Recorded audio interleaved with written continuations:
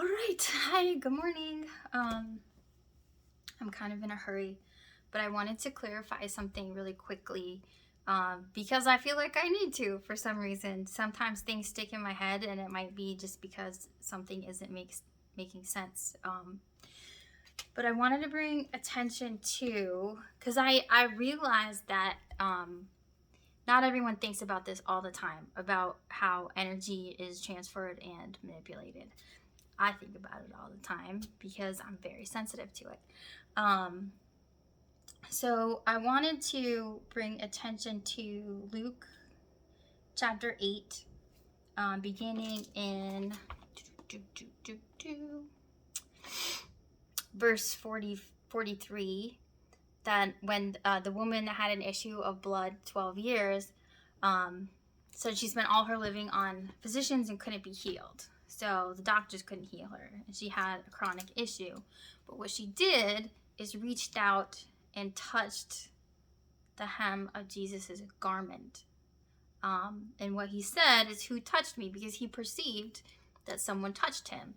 And there were crowds of people around. So we need to highlight that this woman, it could have been any person that touched him.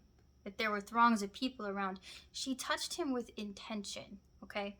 Her intention was to be healed. And even though she did not touch his body, she touched the hem of his garment, he perceived that virtue had gone out of him. So, what this tells us is that her intention was to receive from him. Also, that he could perceive that, somebody's like, you have an energy field, and the things that are around you interact with that energy field. And so he was so perceptive that he could tell that this happened. So it's the same thing when other forces or other people are intentionally draining your energy, or working on your energy.